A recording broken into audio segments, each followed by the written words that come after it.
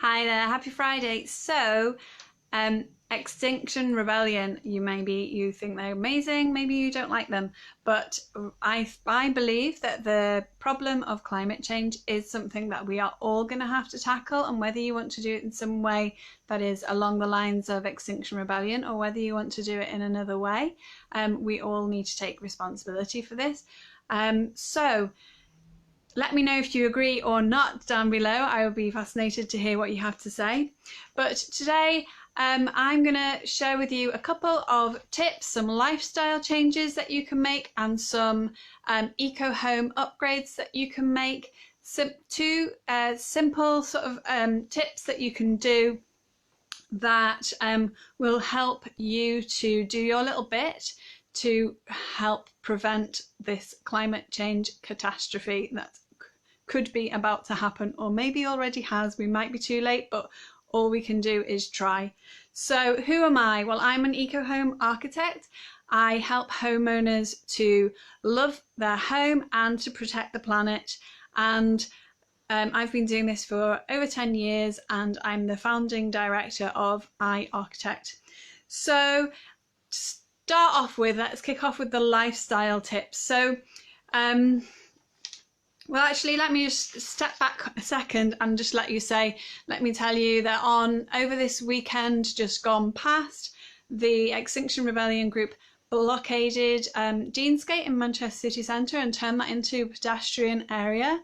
I went along on Monday. It was quite quiet on Monday. I went there with family, and I picked up one leaflet because I thought, well, it would be interesting to know what sort of information they're putting out there. And this is the leaflet I picked up, it's back to front for you, but it says, "Take action on climate change. Humans are causing climate change. And here are 6 actions on climate change that can make a big difference." And the first one is use less electricity or gas for home heating. And the reason for this is that hot water and heating is the biggest share of energy use in UK homes, and it's about 80%. So there are different things that you can do to reduce your use of energy for heating your home. Some of these are lifestyle changes, and some of these are things that you can do physically to your home itself so that you can have a more energy efficient building so it doesn't need as much heat put into it to stay warm. So why is this going to help you? Well, first of all, it is going to make things more comfortable for you. You're going to feel warmer when you want to feel warmer and more comfortable, and you're going to be able to enjoy your time at home. You can't really relax if you're shivering and feeling cold. And secondly, it can really reduce your gas and electricity bills so that you're not spending as much on heating your home. So, I mean, not everybody is cost sensitive, but I've found that for many people, even people who are in a good financial situation, it's not nice to be sat at home and to not feel comfortable and to be spending a lot of money on heating your home. You could use that money to do something much more fun, like go out for a meal or something. So, you know, these are some simple things that you can do, simple lifestyle changes and some simple things that you can do to your home. And the lifestyle change tip that I'm going to give you is to invest in a jumper that you love. Because the first thing you should do when you're feeling a little bit cold at home is to put something warmer on.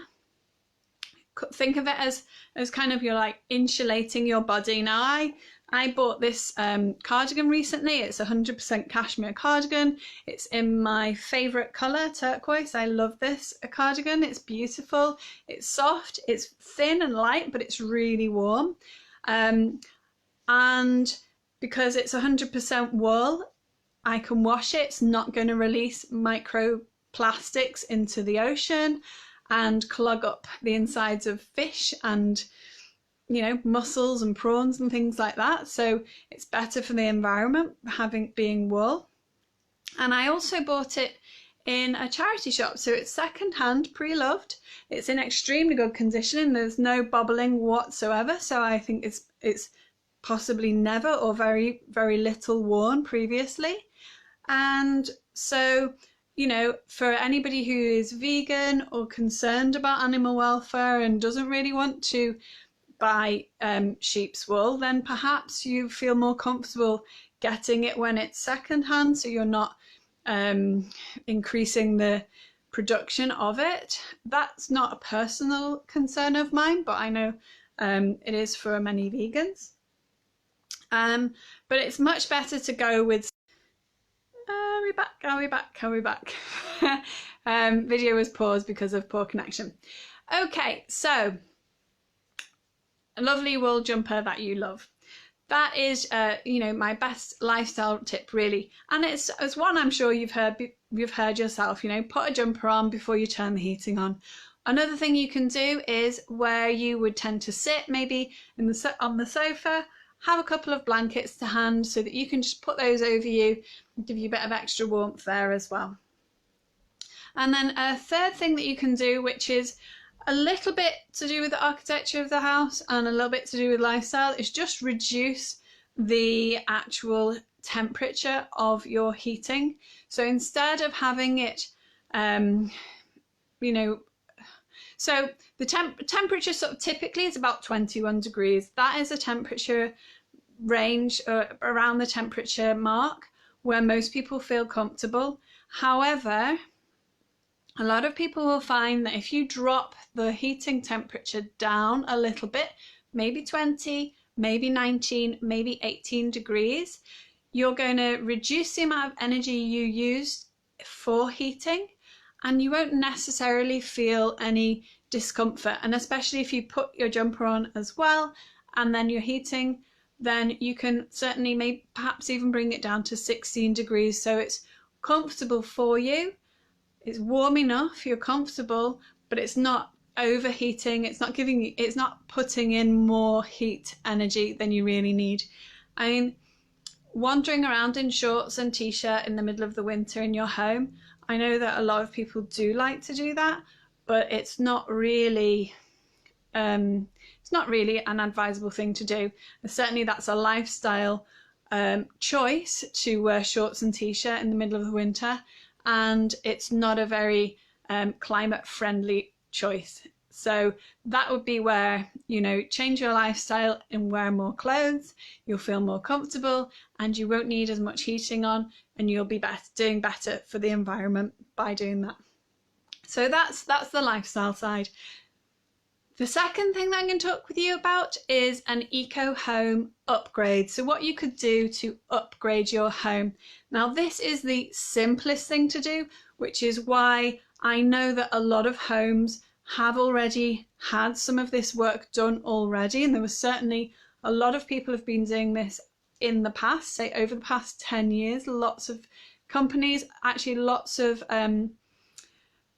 energy supply companies have been tasked with doing this for free for people in their homes, and that is insulating your loft space. Now, this only works where you have a ceiling and you have a loft space and you put insulation immediately on top of the ceiling of the first floor or your top floor.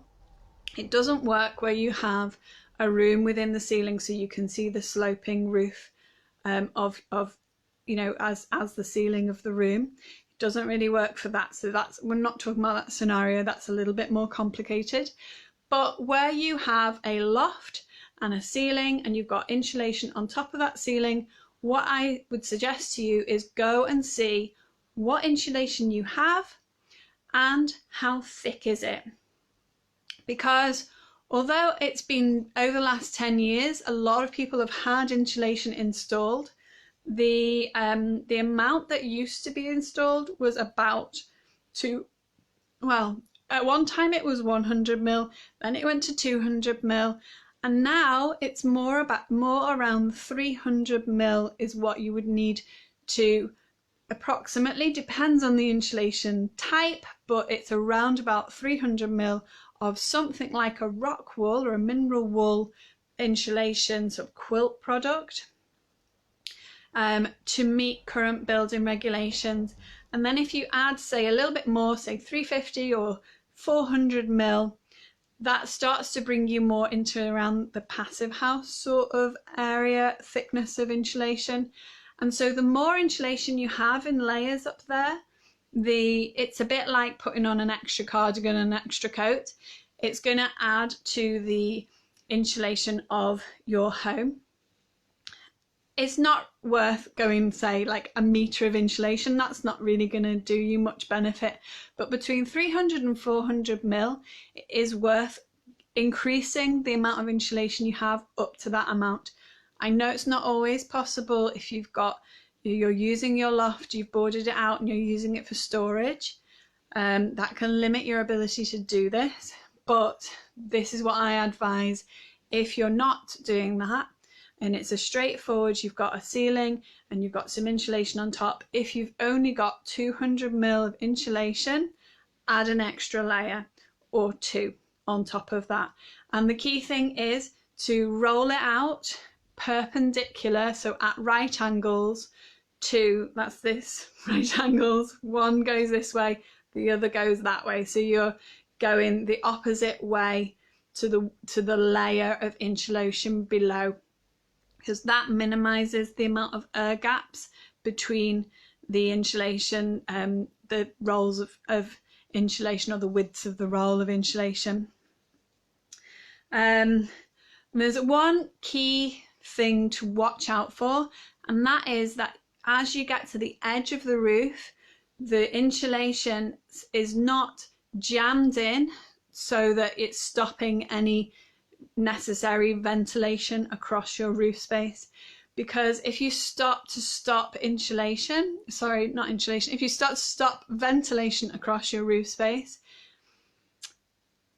this is where you don't have a breather membrane, and the roof buildup is a sort of an older roof. If you've not replaced your sort of slate or your tiles recently, and I don't know, it depends on what you have underneath your slate or tiles.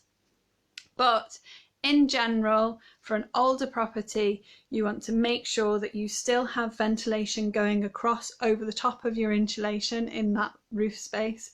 So you don't want to push your insulation too far into the edge of the roof where it will block up the flow of ventilation, because if you block up that ventilation, you can get moisture and condensation building up on the timber of your roof, and that can cause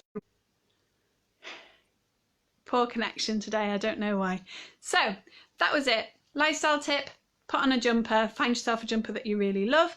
Secondly, increase the insulation in your loft space. Those are the two easiest things you can do to help reduce the amount of energy you use at home for heating. If you've got any comments about what you do to reduce your energy use at home, please put them in the comments below. If you have a different kind of roof, it's more complicated, and you have some questions about that, please comment below with any questions you have about roof insulation. Okay, and I'll speak to you next week. Bye for now.